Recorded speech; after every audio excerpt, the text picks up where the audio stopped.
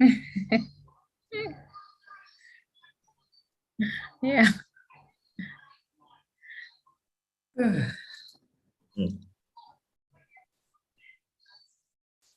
मनीष नहीं आया अभी?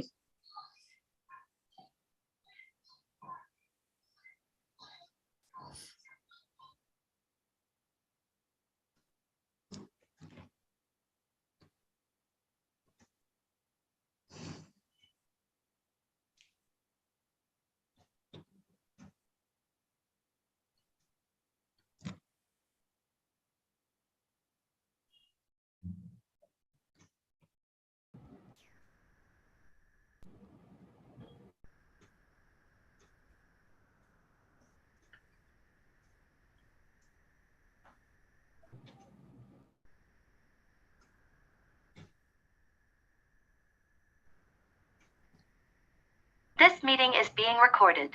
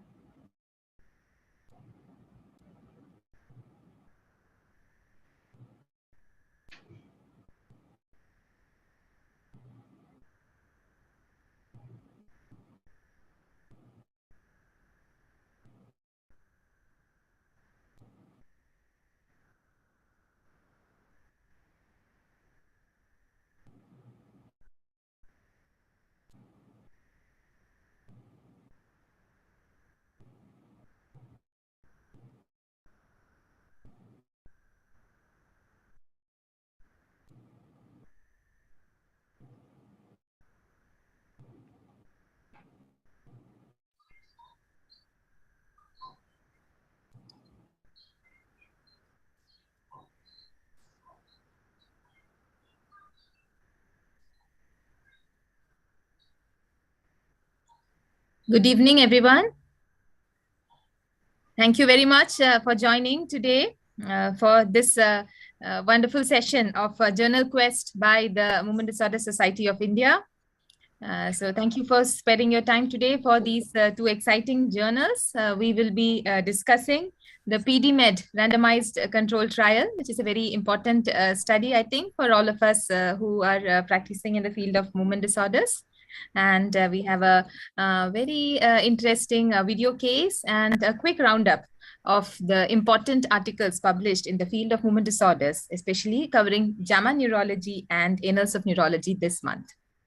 So to take forward today's discussion on behalf of the MDSI JQ team, it is my pleasure to invite the chairpersons for today, Dr. Sumit Singh, who is Director of Neurosciences at Artemis Hospital, New Delhi, and Dr. Soham Desai, who is Senior Consultant Neurologist from Anand, Gujarat. Without further ado, let me hand over to the chairpersons to invite the speakers and start the session. Dr. Soham. Welcome everybody. Dr. Soham, may I request you to kindly introduce Dr. Subrit Bhaumik? Yes, sir. So now I will invite Dr. Suvarit Bhaumik, who is a neurologist in Baroda Institute of Neurosciences, Baroda. He is a movement disorder fellow under Dr. Tony Lang, and he is going to discuss this paper, which is discussing the difference between usage of entacapone along with levodopa versus the dopa agonist in patients with early PD. So now we all know and that there are two ways to manage. Can you keep the title slide, Suvarit? Yeah, that some people like to start dopa agonist initially for patients with Parkinson's disease within 1 to 2 years, while some directly start to write levodopa. And then, like about 1 or 2 years into illness, when some off phenomena starts, there are two strategies. One is to add a dopa agonist to it, or add a COMT inhibitor like entacapone, so that the half-life of levodopa is prolonged, and that way we can achieve stability. And there have been a lot of hypotheses that if we give a inhibitor, it can prolong, so the levodopa pharmacokinetics can be more stabilized, and that may prevent or delay dyskinesia. But this all have been hypothesized, but we don't know exactly which is a better way. So this PD-med randomized trial was basically to look into this aspect. So let's see what it finds, and then subsequently, once Suvar is present, again discuss out the fine points about it. And you all are free to write comments in the chat section about the different issues that you feel about it, and we can discuss it after the end of the presentation. I hand over to Suvarit. Thank you. Thank you so much, sir, for your kind introduction. So I'm going to discuss this paper. It's about long-term effectiveness of adjuvant treatment with catechol O methyltransferase inhibitors or monoamine oxidase B inhibitors compared with dopamine agonist among patients with Parkinson's disease who have developed motor complications uncontrolled by levodopa therapy. This is the PD-med randomized clinical trial. You must have read the prior PD-med trial, which was published in Lancet in about 2014. It addressed the choice of agents for initiating treatment in patients with Parkinson's disease. This paper discusses something else. We know that after a certain time, Parkinson's disease becomes complicated with motor fluctuations. And to address the motor fluctuations, we have several choices. We can increase the dose of levodopa therapy, or we can add certain adjuvant medications. These adjuvant medications could be dopamine agonist, or it could be some enzyme inhibitors, for example, MAO-B inhibitors or the COMT inhibitors. So this paper tried to address two questions. Is adding a dopamine reuptake inhibitor, which is a MAO-B inhibitor or a COMT inhibitor, to levodopa therapy is more effective than adding a dopamine agonist in Parkinson's disease? And if such a dopamine reuptake inhibitor is more effective, which class, MAO-B inhibitor or COMT inhibitor, is preferable for improving quality of life among those with motor complications? So this was a multi-center, open-label, randomized clinical trial, and it was spread across 64 clinics. Most of the clinics were UK-based, and one clinic was in Czech Republic and another was in Russia. And it recruited patients between 2001 and 2009, and these patients were randomized to any of the three agents: dopamine agonist, COMT inhibitor, or MAO-B inhibitor. Inclusion criteria included patients who had idiopathic Parkinson's disease diagnosed by UK brain bank criteria and who developed motor complications which were not controlled by levodopa therapy alone or in combination with one of the agents. Exclusion criteria include dementia, and if the patient did not give informed consent or unable to rate using the quality of life. So the randomizations were minimized within strata defined by ONR stage and time since diagnosis, previous therapy received, and age. So about 500 patients with Parkinson's disease who develop motor fluctuations were randomized to receive a dopamine agonist, MAO-B inhibitor, or COMT inhibitor in a 3:1 pattern or 2:1 pattern, depending whether the patients were already on a dopamine agonist or dopamine reuptake inhibitor. So the main outcome or the primary outcome measure was PD questionnaire 39 mobility domain. So as you must be knowing that PD questionnaire includes 39 items, and these items are concerned about several dimensions. Some of the questions are related to mobility, other questions are related to activities of daily living, emotional well-being, social support, stigma, cognition and communication, and bodily discomfort. And they are rated with scores from 0 to 4. And this was the primary outcome measure. And this was to be measured at about 5 years from the randomization. There are several secondary outcome measures, like other domains or dimensions in the PD questionnaire, and the overall summary index. It's a summary score of the overall dimensions, and then the ON&ER stage, the mini mental status examination at 5 years, adherence to treatment, hospitalization rate, mortality rate, and the caregiver burden. To reduce the recall bias, they used the UK National Health System digital platform to identify hospitalization rate, adverse event rate.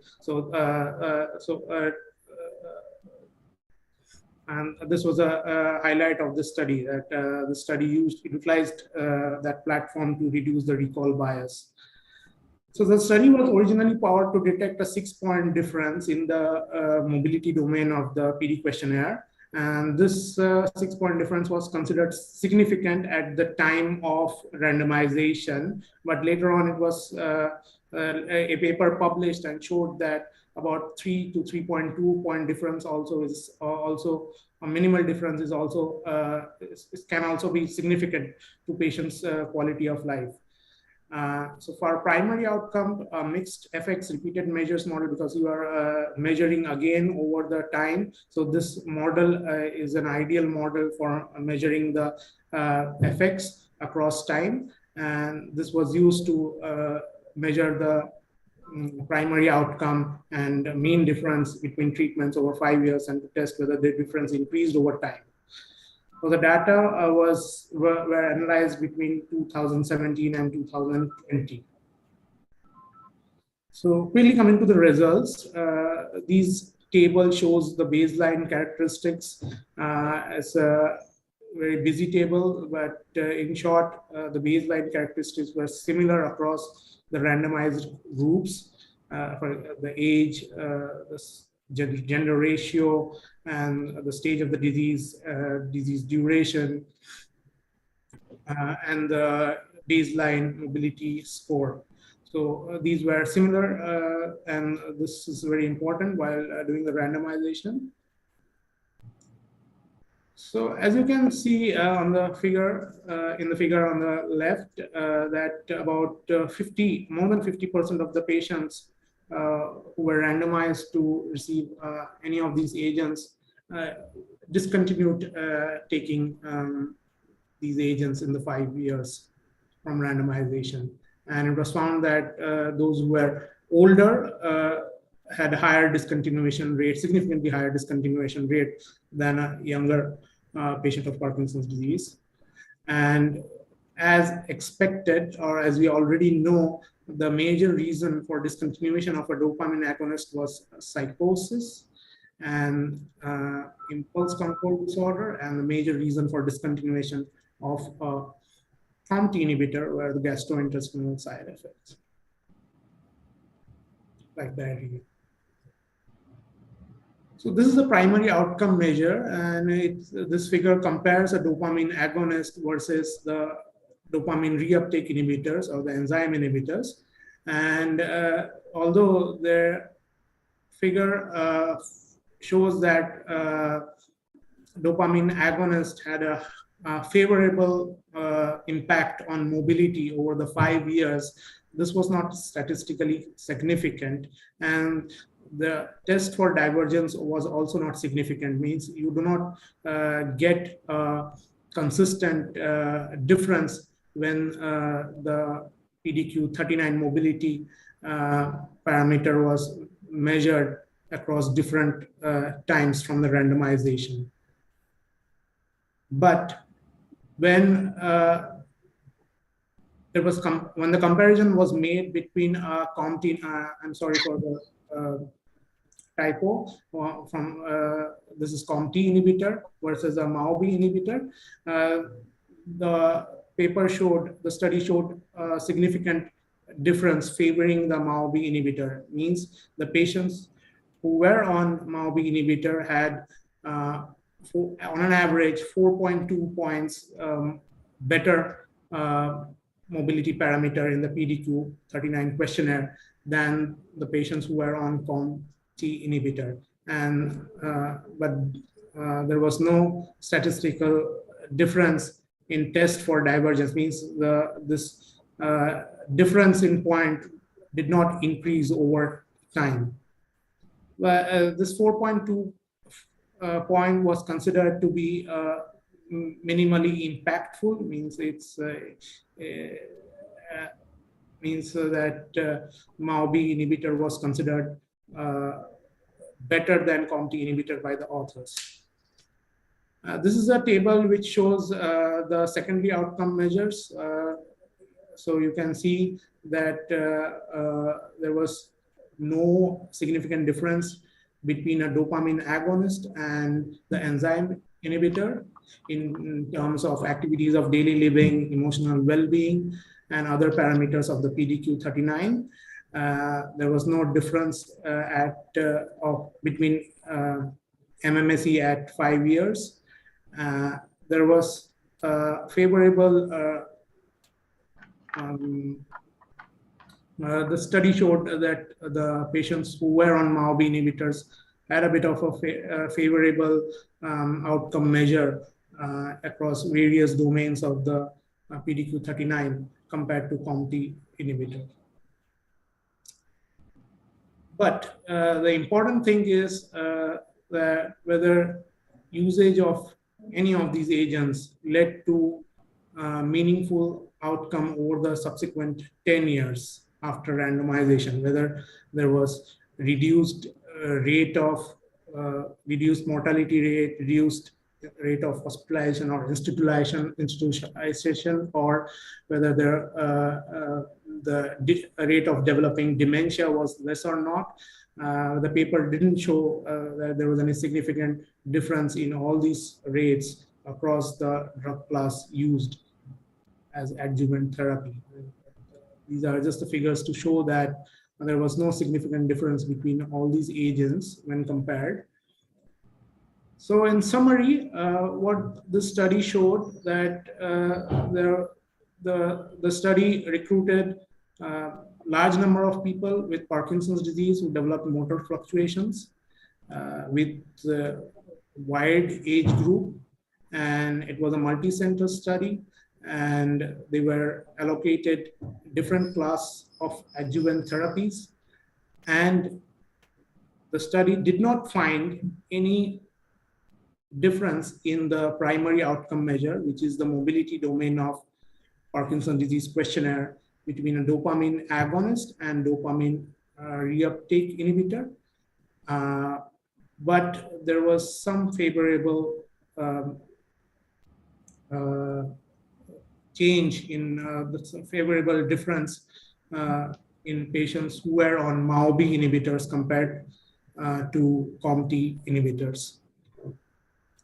The strength of the study, this is a study which assesses real-life experience. It's a pragmatic clinical trial, which included a relatively large sample size, wide age distribution, and the study has the strength of long duration of follow-up to allow meaningful conclusions.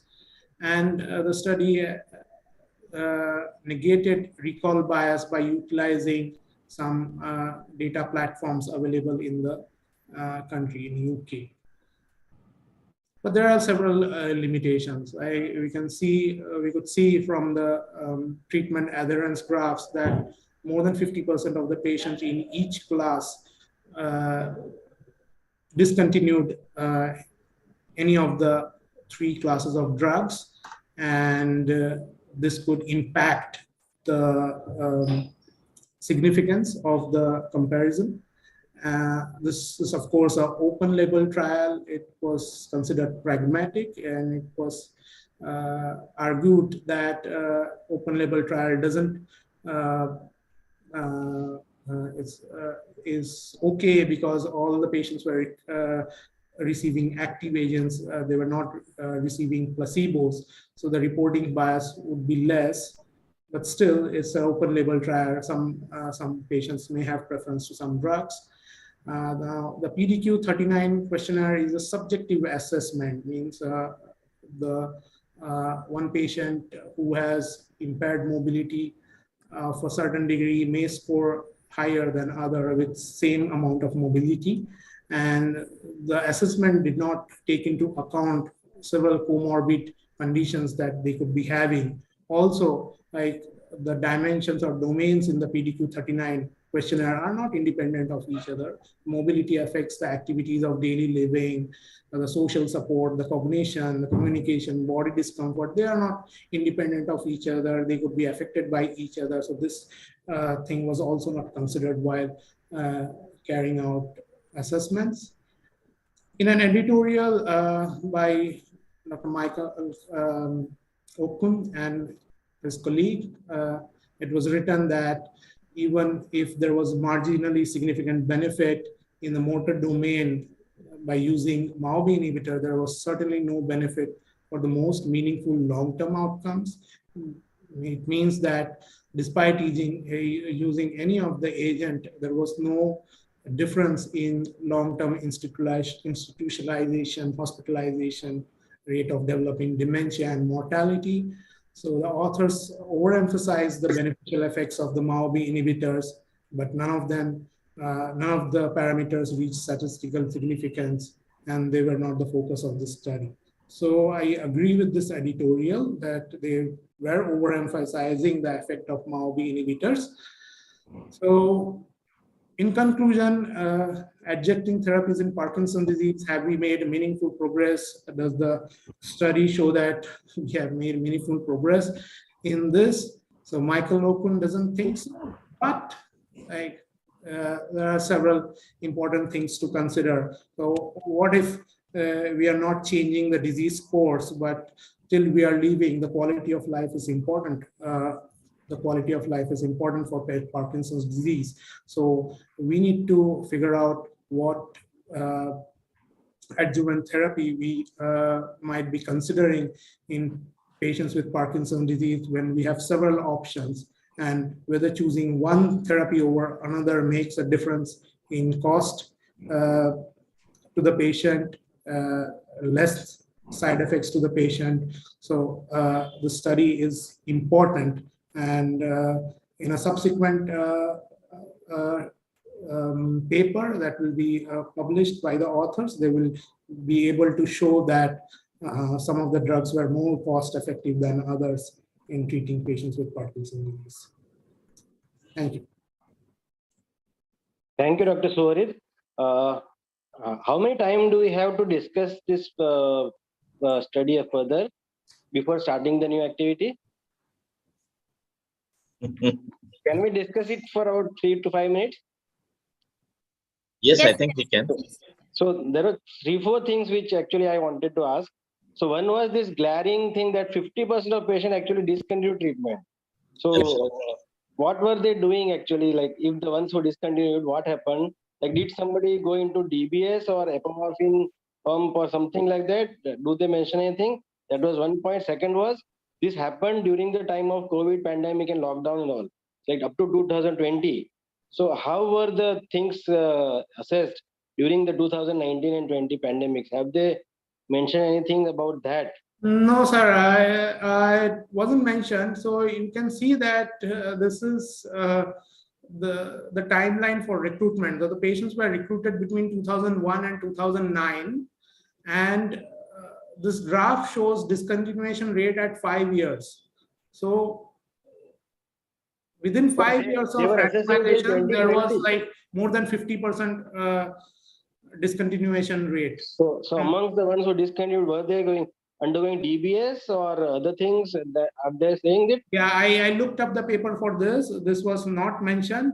Those who reported adverse drug events, they the treating doctor could switch to another drug within the same class, or if the adverse events were severe,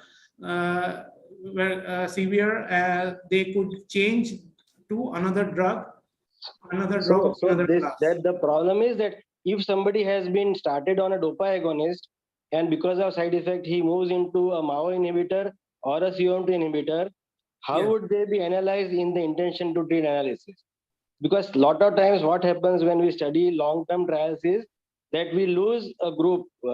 The classic example which Dr. Kamesh Prasad used to give us, I think Dr. Sumit Singh knows, is that the stitch trial of hemorrhage. There was a trial in hemorrhage where patients were on conservative management versus surgery. So a lot of times the patients in the medical management were shifted to surgery. And then in the final analysis, they were considered in the surgery arm. And then it was said the stage one that surgery is not beneficial, but there were a lot of articles on it. And Dr. Rameswar Prasad sir used to vehemently say that it is because of inappropriate maintenance of the drugs or therapies in the two groups. So yeah, here if the patients are changing in the trial, is that considered in the first arm or in the second arm? So we don't have data on that also. No, we don't have data on that. So this is a major drawback. Yes, I think you cannot do this analysis in this particular trial because all these are active comparators. If you have a placebo, then you have this intention to treat analysis, which is possible, and that too in a randomized controlled trial. Here we don't have a control. All these are active comparators. Sir, he says that some patients who have stopped taking SOMT inhibitor, they may have started on a dopa agonist. And exactly, that's what I'm saying. So that type of analysis might not be possible in such cases. So, but then because all these drugs would be having some effect. So you cannot analyze. So they have to be considered as dropouts from the trial. That's what I think. Exactly, sir. And like 50% dropout is too much because sir, it's a very high dropout. Yes. Safinamide study, which Dr. Madhuri Bihari and Dr. Rupam were doing. I think in India there were 75-80% actually patients retained, which was also not found in the world. Yes. Our retention rates were very high. I was also part of that study. Yes, sir. Yeah, but sir, that was not a long-term study, I guess. This was only a 2-year study. This is a long-term study for 5 years, 10 years. Yes. But then what happened to those patients who were drop of 50%? Yes, I think that should have been mentioned because these are all patients who are in the moderate range of Parkinson's and these are having motor complications. So there's a strong possibility many of these might have been offered DBS and they might have gone ahead. Yes. So if they have gone ahead with DBS, then obviously you can't compare anything. Yes, sir. With the intervention which is supposed to be of proven value in motor fluctuations. But this question that it is assessing always remains because some people like to add COMT meter, some people like to add dopamine agonist, some like now safinamide. So sir, how do you do, sir? Sumit sir, like in your practice, how do you choose amongst these? So I decide upon what type of motor fluctuations the patient is having. So if there are dyskinetic motor fluctuations, then I would prefer not given COMT inhibitors. I would go in for a MAO-B inhibitor or a dopamine agonist. If there are akinetic or rigid types of fluctuations, which is like early morning dystonias or early morning akinesias, then I would like to add these patients on dopamine agonists or MAO-B inhibitors. So, and also COMT inhibitors. So depending upon what type of motor fluctuation the patient is having, that helps me to decide. Exactly, sir. This is what you used to teach us when we were residents at AIMS. So like here, like we can't just randomly say this patient will receive this patient will receive this just basing on a randomized algorithm. If a patient is having a dyskinetic type of motor fluctuation, suppose end of dose dyskinesias or peak dose dyskinesias, and you add a COMT inhibitor, that patient's condition is likely to worsen. And if it's going to worsen, he'll definitely pull out from that arm. Exactly. So that is a little... So like Parkinson disease is much different than what we study like a stroke or a MI, where you can just guideline based, you can give algorithms and give different drugs. Here it is more of personalized medicine, and Parkinson's is a disorder where like you have syndromes actually. They all may appear one disease, but they have multiple subtypes of disease, I think. So I think if you want to rather, it should be pragmatically done that the ones, as you are saying, ones who have off-time dyskinesia may receive something else. Ones who have different type of dyskinesia, they should have different methods. So I think directly just comparing, I think would not lead to a correct answer. I think like a trial like this. Yeah, but I didn't find dyskinesia as a cause for discontinuation of any of the agent, which is surprising. No, the question is when we add a particular drug, we do it based on the patient's characteristic. So some who have early off, unpredictable off, will add something else. Some who have peak dyskinesia, peak dose dyskinesia, will add something else. Some who have weaning off at that time, biphasic dyskinesia, will do something else. See, that is what has been written over the years. Traditionally, COMT inhibitors are indicated at best for wearing off phenomena. Exactly, sir. So if a patient is having dyskinesia at the end of those, COMT inhibitors might not be the best choice. Yeah, so I think this paper didn't mention anything about dyskinesia. This paper was mentioning about the wearing off phenomenon, the motor fluctuation part. They didn't show anything about dyskinesia. Maybe that they will come out something about. Have they mentioned anything about the UPDRS scoring? No. The outcome measure was the patient rated. That is another problem. Objective assessment. Because it's a semi-objective. It's not actually a semi-objective. It's a subjective evaluation. Yeah, it's a subjective evaluation. Yes. So yes. We have good point to write. Suvarit, you can write a letter to the editor. Yes, I think a letter to editorial may be written. Together with us. And I think we are already half an hour through the session. I think I hand over, sir, to you for the next part of the session. Yeah, so may I now invite Dr. Manish Mahajan to take care of the next aspect, which is the journal blast. Dr. Manish Mahajan is a senior consultant with us. His primary area of interest is neuroimmunology and movement disorders. And he also takes care of my wards when I'm out of the city, which is almost half of the days this month. So I can't, thank him enough. So Manish, all yours. Thank you, sir. Am I audible, sir? Yes, you are. Yeah. So I think you are the responsible person behind my haircut, and so I'll just, without wasting further time, I'll start my presentation, and I will humbly submit over here that I'll just go through the slides because I've just been able to finish those, and are my slides visible, sir? Yes, Dr. Manish. Yeah. So the journal which was assigned to me for this journal blast was JAMA Neurology. So there were few articles which were pertinent for our clinical practice. So I would be presenting 3 articles which I found very pertinent in the current clinical practice. The first article which I'm going to present is from the February 22, 2021 correction, and primarily published in December 14 issue. Basically, it talks about the efficacy of Nelotin in patients with moderately advanced Parkinson's disease. It was a randomized clinical trial, and this article was published on behalf of the Parkinson Study Group, the NeuroPD investigation and collaborators. The importance why I have chosen this article for the blast is that a parallel paper was also published around this similar paper from the same group actually, which was an open label analysis for the Nelotin, and Nelotin, as we all know, is a BCR-ABL this inhibitor, and which is basically being used for CML, and has shown some neuroprotective effects in the animal models of Parkinson's disease. So this was being evaluated, and so this was the objective of this particular study, to assess the safety and tolerability of Nelotin, which was also shown in the studied in the open label model in the other paper, which was parallelly published in participants with moderately advanced PD. The secondary and exploratory objectives were to assess its effect on the PD disability pharmacokinetics, and the CSF penetration and biomarkers. The design was a design with a 6-month randomized parallel group double-blind placebo-controlled trial. The recruitment happened over a span of almost a year, from 2017 November to December 2018. A follow-up ended in September 2019, and it was conducted at around 25 US sites, where 173, the main highlight of this paper was that though 125 patients with PD, they were assessed and they were screened.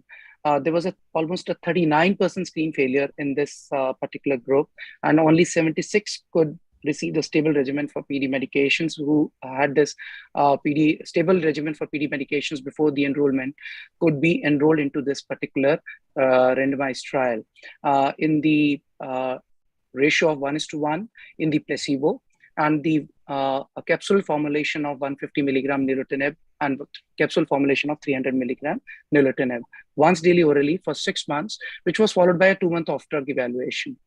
Now, the main outcomes and measures which were studied, the primary outcomes were the safety and tolerability. The tolerability endpoint was defined as the ability to complete the study while receiving the assigned dose. An active arm was considered tolerable if the percentage of participants meeting the tolerability endpoint for that group was not significantly lower than the percentage observed in the placebo group. The secondary outcomes included the change in the PD disability, that is the MDRS part 2 off and on. And the exploratory outcomes included the serum and the CSF pharmacokinetic profile and the CSF dopaminergic biomarkers. So this was the exploratory outcomes were something which was really different for this study, which was not yet studied in the previous studies. The results showed that at baseline, the participants had mean age of 64.6 years. They were almost 70% males, and with an average mean disease duration of 9.9 years, with the UPDRS part 1 to 3 off score of 66, and on score of 48, and a MoCA score of 27. So they were cognitively normal. The number of participants who completed the study receiving the assigned dose were 21, 19, and 20 in the respective group. Both active doses had acceptable safety profile. The most common reasons for drug cessation, which was found in this, was the asymptomatic dose-dependent elevations in both amylase and lipase, which was similar to the previously published and the parallel study which was published from the same group. The Nelotin 150 milligram and 300 milligram exhibited, this was the main finding on this, that they exhibited worse UPDRS 3 on scores compared with the placebo, achieving significance for Nelotin 300 milligram at month 1. So there was no difference in the change in the UPDRS 3 off from baseline to 6 months between the groups. But the most important finding as an exploratory endpoint was that the CSF and the serum ratio of Nelotin concentration was just 0.2 to 0.3, which was much below the actual the level which is required to have a pharmacological effect. So there was also no evidence that there has been a treatment-related alteration in the dopamine metabolites in the CSF, which is being considered as a biomarker for synucleinopathies.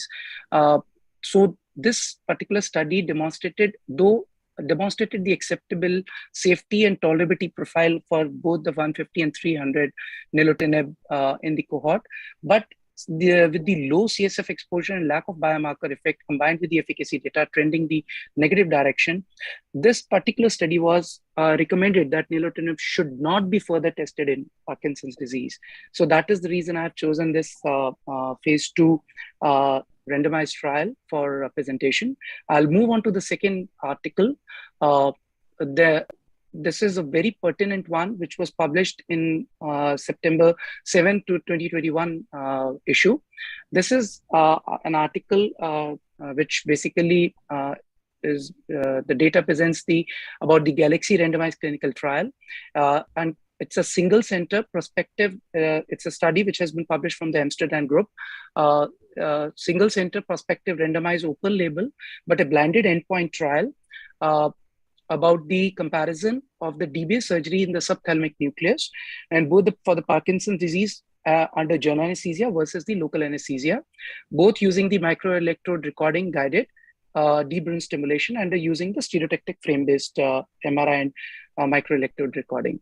So the inclusion criteria in this particular study were the idiopathic Parkinson's disease, having all the indications for the deep brain stimulation, with the bradykinesia, tremor, or rigidity, and at least one of the following symptoms despite the optimal pharmacological treatment, that is the severe motor response fluctuations, dyskinesias, or painful dystonias.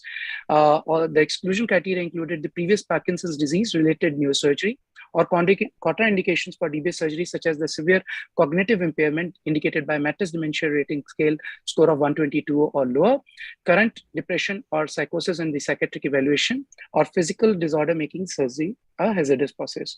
So in this, 187 patients were referred during the period of the May 2015 to March 29. Out of these, 110 were enrolled, 77 were excluded because of multiple reasons, and they were assigned to both the local anesthesia and the general anesthesia group in 1:1 ratio.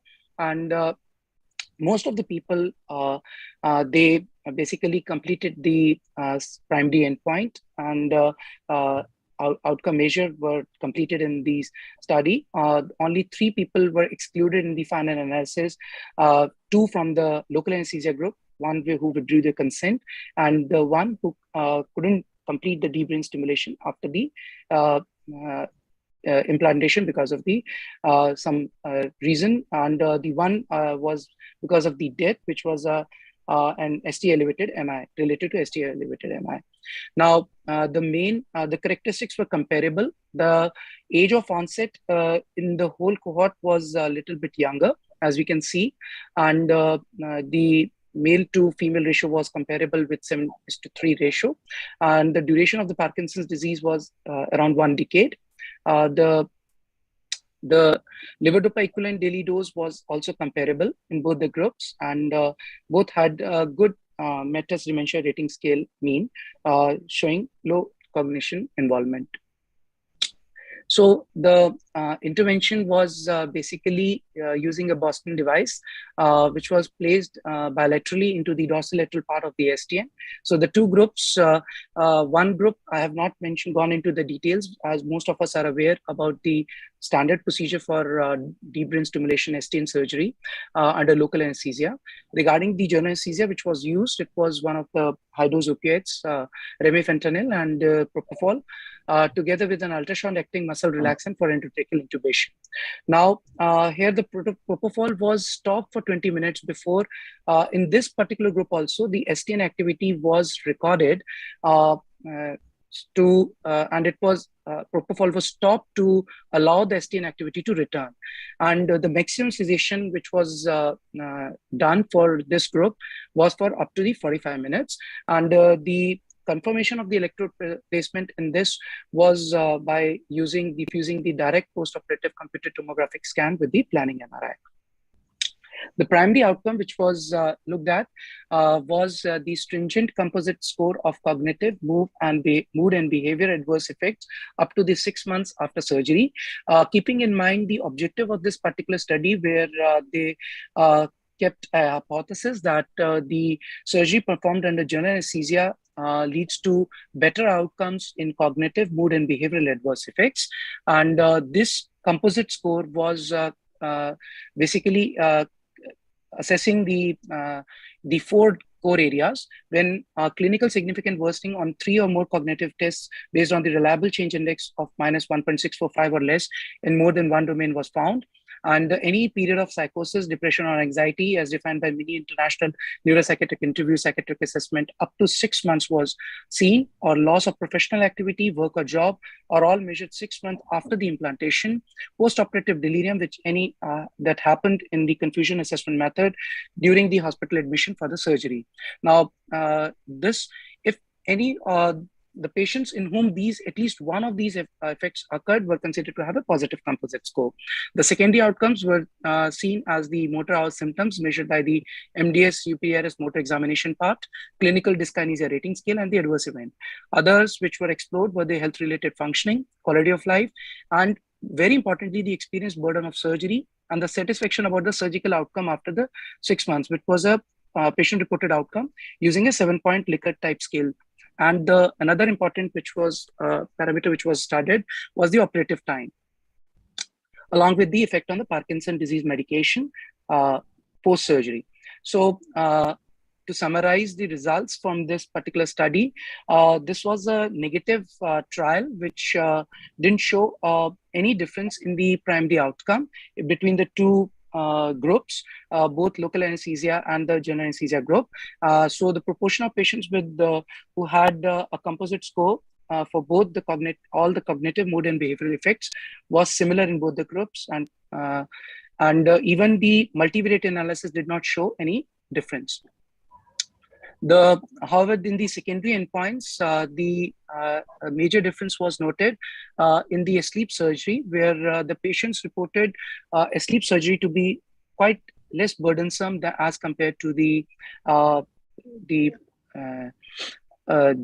surgery under the local anesthesia. And this wake surgery was 26 minutes longer than the general anesthesia surgery. The major time was attributed to the assessment, and the time lost in the general anesthesia was to shift to the MRI after the frame was put. So regarding the adverse event differences between these two groups, only the major difference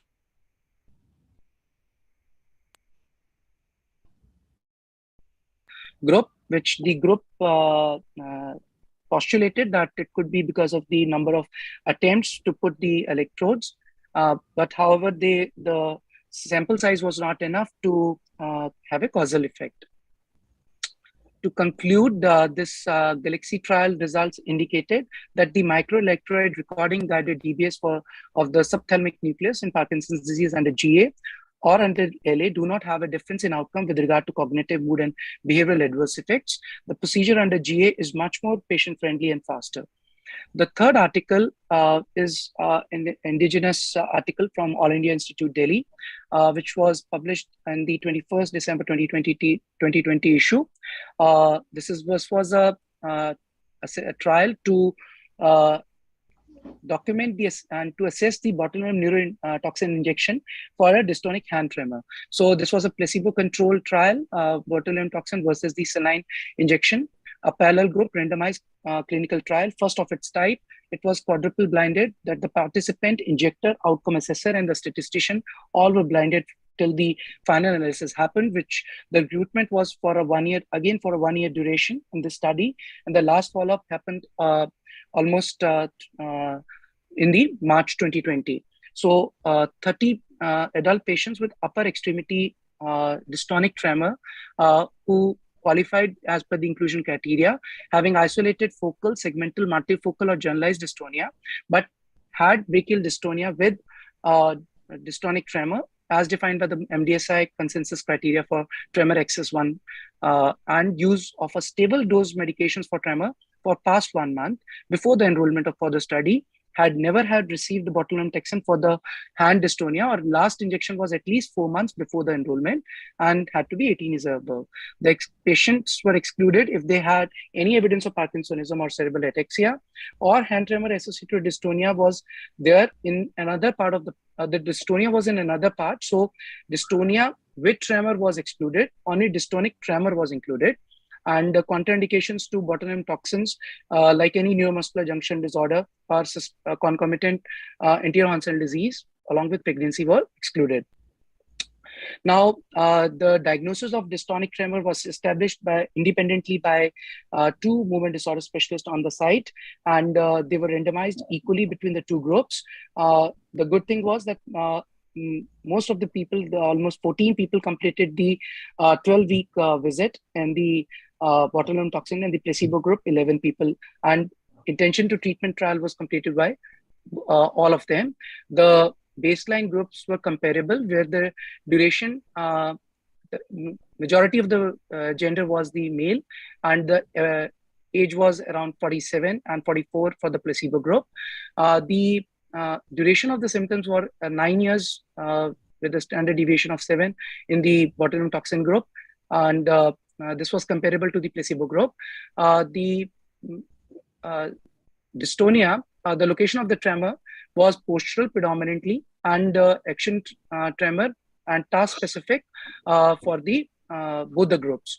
The dystonia was focal and segmental in predominantly, but there were people in the placebo group who had generalized dystonia as well. Though there was a analysis which was done for this subgroup, which I will be just touching upon later on. And the concomitant medications you can see in the right lower corner of the slide, which the people were receiving, the subjects were receiving, was the propranolol, triaxphenadil, and clonazepam, though the use has been stable before the inclusion into the study. So the intervention of the injection happened at the injection visit. Once the diagnosis was established and they were assigned, which were randomized using a computer, as well as a closed envelope technique was used. The injection was was blinded for the trained injector, and this injection was done after the identification of the muscles which are involved predominantly. So the dosage was individualized for each patient, as well as this was done under an EMG guidance. So the intervention arm was the onabotulinum toxin A, which was reconstituted in diluted dilution of 50 units per 1 ml, and the comparator was the placebo arm saline. And the participants could use the routine medications. The primary outcome which was studied was the Fan-Tolosa Marine Tremor Rating Scale. The score was a composite score of all three, A plus B and C, were used at 6 weeks, and a secondary outcome in the subscores were done along with the Reiter Cramp Rating Scale, where the higher the scores indicate more severe dystonia. That was the dystonia scale which was used, along with the patient-reported outcomes in the form of patient global impression of change scale. And for the total power of spectrum of tremor analysis was also done using the accelerometer, using the EMG, surface EMGs. And along with that, their self-reported adverse events were recorded. The evaluation for the weakness happened only at the 6 weeks and 12 weeks, but during the 6 weeks duration, the self-reported adverse events were noted. And for the objective assessment of the grip, a dynamometer was used. And at the end of the study period, all the participants were offered botulinum toxin as an open label use, and their effect was reassessed after 6 months. So this particular diagram shows the left top corner, that is the A, shows the significant improvement in the total FTM-TRS scoring at 6 weeks, and which was sustained at the 12 weeks. And the mean difference score was definitely and both statistically significant up to the adjusted mean difference of minus 10.9, which is considered as a moderate improvement in the tremors.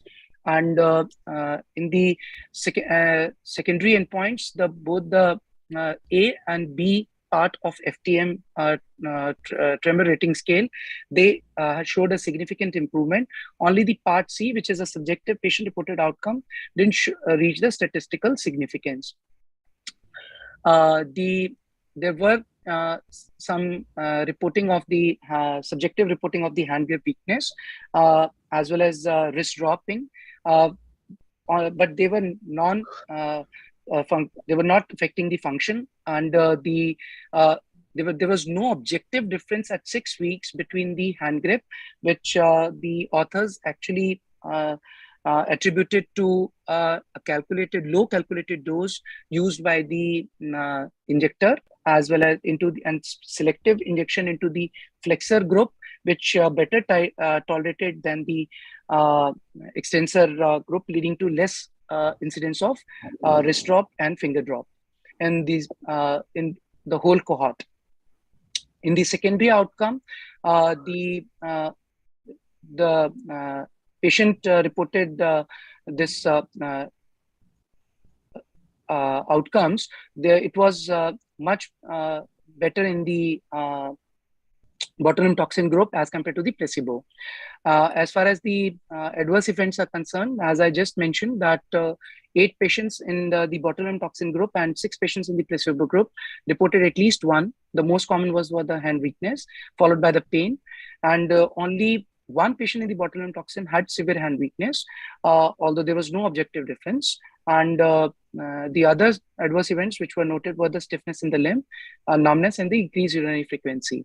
So this particular study is first of its type and shows level 1 evidence to support the use of botulinum injections for reducing the tremor severity in patients with upper extremity dystonic tremor.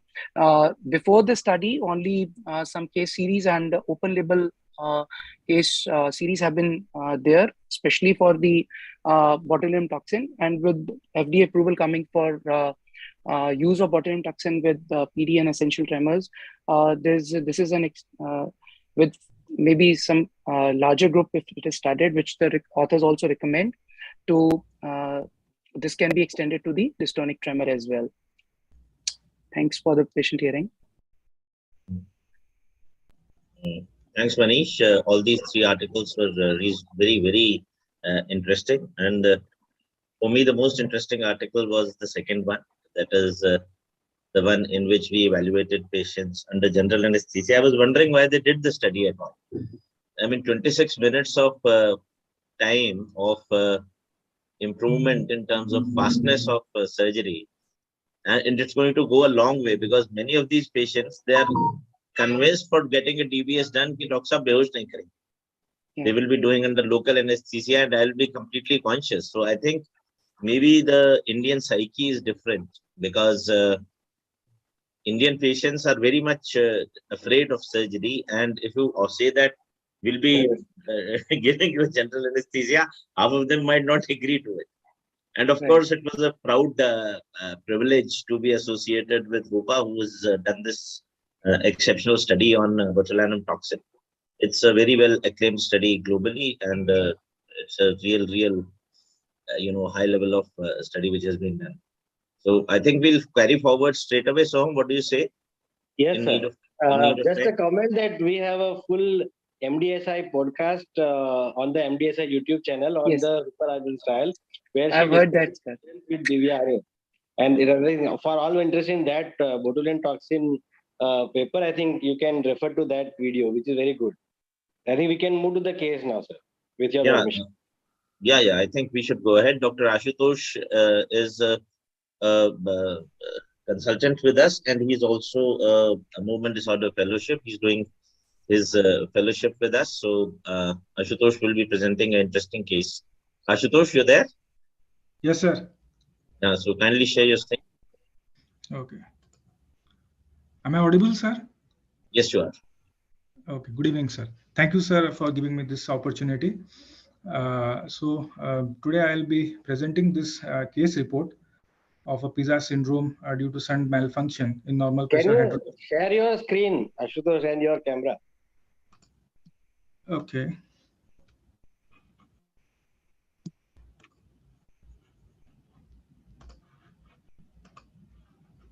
At the lower end, there is a green button which clicks share screen, and then you can share your screen. First, is it done now, sir? No, it's yes. Now it's yes. Is it? It's done now. Yeah. It's okay. Okay, sir.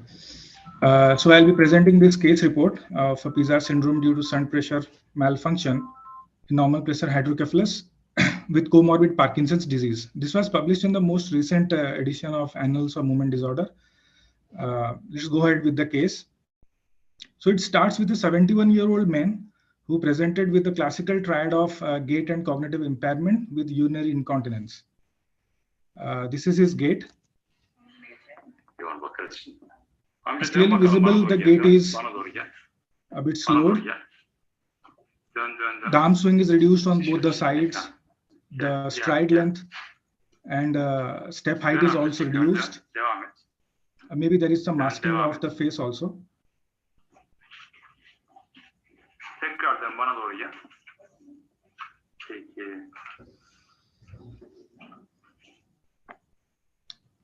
So after looking at the gait, subsequently he was advised for an MRI of the brain. So as we can see, the MRI shows prominent hydrocephalus, and the sylvian fissures are quite prominent as compared to the crumpled up CSF space towards the vertex.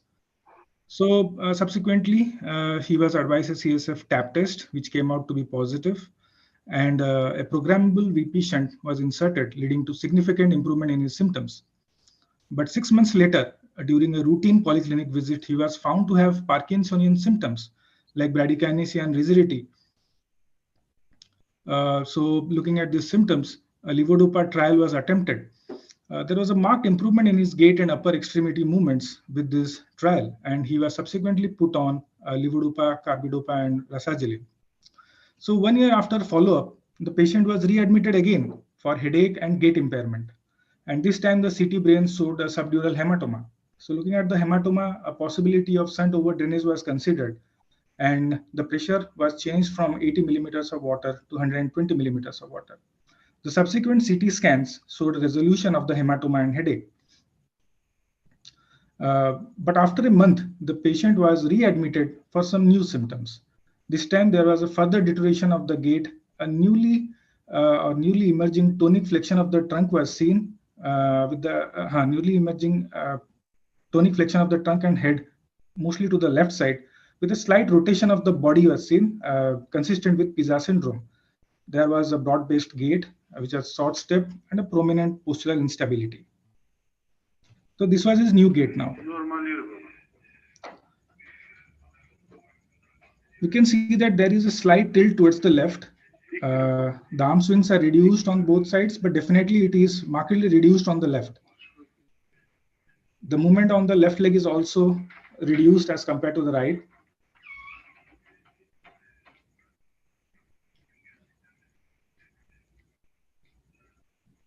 He hesitated for a while crossing the door.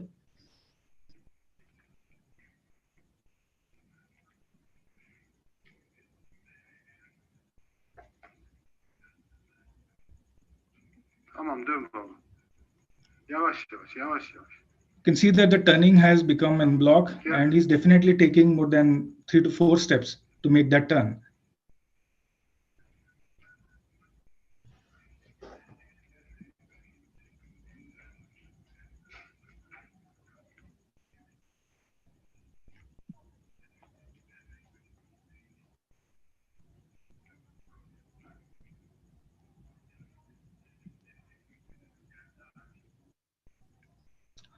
So the history was taken. There was no history of any antipsychotic medication intake or a recent change in his anti-Parkinsonian medication dosage. CT brain was repeated, which showed a complete resolution of the previous subdural hematoma, but the ventricles had enlarged. A shunt malfunction was again considered, and he was offered a CSF tap test, which showed a positive response. Hence, a shunt revision was planned, but his relatives did not consent for the surgery. So we'll be having a brief look at what a Pisa syndrome is. This is the famous Leaning Tower of Pisa. So Pisa syndrome, which is also known as pleurodhotomas, was first described by Ekbom in the year 1972 when he described it in 3 elderly females with dementia while they were being treated with typical antipsychotics. It is one of the coronal plane deformities that is commonly found in Parkinson's disease. But as of now, there is no universal consensus on how to define this condition. But there has been some attempts to define it. In 2007, Bonanni and colleagues defined Pisa syndrome as a lateral flexion of the trunk of more than 15 degrees that increases with walking and is not present when supine. And it occurs in the absence of any mechanical restriction to the trunk movement, with continuous EMG activity in the lumbar paraspinal muscles ipsilateral to the bending side. Another definition was provided in the year 2011 by Doherty and colleagues in this article, but they said that flexion of 10 degrees is sufficient to define the condition and maintain that the condition should be reversible with a passive mobilization or in a supine position. But they ruled out the need for an electrophysiological study to diagnose this clinical condition, but further went on to advise or to suggest that an X-ray is needed to rule out that there is no contribution of scoliosis in this tilt. So basically, a scoliosis is a fixed deformity as compared to the mobile deformity that is Pisa syndrome. It does not correct when the patient lies supine, and it's not possible to correct it passively. So there is a concomitant lateral trunk flexion and vertebral rotation with a Cobb's angle of 10 degrees in the coronal plane, or 10 degrees or more. So a radiological confirmation in standing and supine position is needed to rule out this condition from Pisa syndrome. So the common causes that should come to the mind whenever we see a patient with Pisa syndrome, the most common thing is drugs. So what are the recent change in medications, or what are the recent medications the patient has received? Most likely medications are the anticholinesterases, the neuroleptics, the typical ones, antiemetics with prominent D2 blocking action. And in patients of Parkinson disease, a history for a recent change in the dosage, like either it can be an increase or it can be a decrease or even initiation of the Parkinsonian medications. And the interval between the change in the medication and the onset of the symptoms can be like from 15 days to as long as 3 months. And it has also been found that once the revision of the medication was made, the Pisa syndrome would reverse in a span of like 10 days to 3 months from the date of revision. But sometimes it has also been found that the deformity was irreversible and did not reverse with the revision of the medications. So what is the pathophysiology? Certainly, like the definition, there is no consensus. There is no definitive consensus on regarding what is the exact pathophysiology for this condition. But some theories have been given, and they have been broadly divided into central mechanisms and peripheral mechanisms. In the central mechanisms, the most prominent ones are the proprioceptive disintegration, asymmetricity and lesioning, some contribution from dystonia, the effect of drugs, and in the peripheral mechanisms, the role of coexisting focal myopathy and spinal and soft tissue changes. So what is proprioceptive disintegration? Is in the neuropsychological testing, it has been found that the visuospatial ability in patients with Parkinson's disease who have this Pisa syndrome is grossly impaired. And this provides or gives them an altered perception of verticality. So there is an impairment of the integration of visual, vestibular, and somatosensory information that helps someone in maintaining an erect state. And since there is an impairment on the integration, they feel that although they are bent, they are still vertical. Regarding this asymmetricity, it's a common finding that the direction of the bend of the Pisa syndrome is contralateral to the most affected side. And there are also case reports where unilateral pallidotomies have led to Pisa syndrome with bends ipsilateral to the lesion, that is contralateral to the affected side. So we have seen the association of Pisa syndrome with Parkinson's disease, MSA, and Alzheimer's. But are there any association with normal pressure hydrocephalus, as the author has suggested in his case? So there have been some case reports and single case series by Dr. Todisco. It was this study was performed in Turkey and Canada. This is a case series of 85 patients of idiopathic normal pressure hydrocephalus who were followed up for more than a year. In this group, there were 5 patients who were found to have Pisa syndrome. 4 of them had a fixed deformity, and 1 of them had an alternating Pisa syndrome. That is, sometimes it used to tilt on the right side and sometimes to the left, that responded to shunting and pressure adjustments. So they propose this mechanism that likely due to the altered CSF dynamics that have resulted in a dilated ventricular system, it has functionally impaired the basal ganglia in the postsynaptic level. So, and the other 2 case reports... Ashutosh will have to sum up fast. We're already running late. Okay, sir. So the other 2 are basically case reports. One is in a 26-year-old man who also responded positively to the TAP test, and the other one is in a 17-year-old boy. So basically, they will not qualify for the definition for this probable NPH. Finalizing or summarizing. So as the author has already suggested that this could be NPH, but there are certain points to ponder about. One is the direction of Pisa syndrome, the direction of bend in this case was ipsilateral to the affected side. And also we do not know the exact duration of the temporary improvement that had occurred with the CSF tap test. This could have been due to the motor fluctuation associated with dopaminergic medications. And the most important being VP shunting was not possible that could ascertain that the temporary improvement was due to the tap test indeed. This was all, sir. Thank you. Thanks, Dr. Ashutosh. Very interesting case. Yes, I agree with you that yes, it could be that the NPH might have been contributory factor. But in order to prove it, I think the VP shunt, which was required to prove it, was not done. Can I show you a case, a very interesting one? Sure, sir. Yes, sir. We are. Can I be allowed to? A few of us are still remaining who are interested, so we can show it, no problem. Yeah. So allow me to share my screen. Suchi Sundar, can you allow sir to share? Yeah. So this is. Can you see? Yes, sir. So see this video.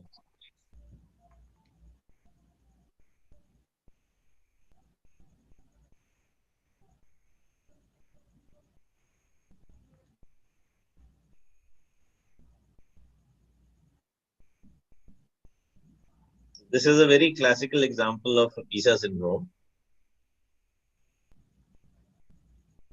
Hello? This was with NPH, sir, or just... No, he's a Parkinson's patient, not NPH. I'm just saying. This is, I got this only today. And you saw this negative myoclonus, which happens intermittently when he walks. So he is on a very high dose of dopamine agonists. Sir, is he on amantadine? Sorry? Amantadine. No, he's not on amantadine. He's not on amantadine. He's on a high dose of dopamine agonists. He was taking about 12 milligrams of pramipexole. So all I did was to reduce his pramipexole, and he has very significantly improved. Yeah. So the negative myoclonus has gone. I'm after his blood. He's a friend of mine, actually. He's a doctor. So I'm after his blood to get a DBS done. Maybe that will take care of his camptoconia and Pisa syndrome. Yes, sir. So I think it were very interesting discussions. Any further comments or questions? I think, and already we are 10 minutes ahead of the 1 hour situation. I think, Dr. Rupa, you can comment or Sum up. Thank you very much to all the speakers and both the chairpersons for today. I think we have covered really very good, interesting and clinically useful articles. Especially the PD Med, which I think is of really clinical importance for all practicing neurologists. And also, as Sumit sir mentioned, the study on local anesthesia versus general anesthesia for deep brain stimulation, and an interesting vignette of Pisa syndrome, secondary to NPH.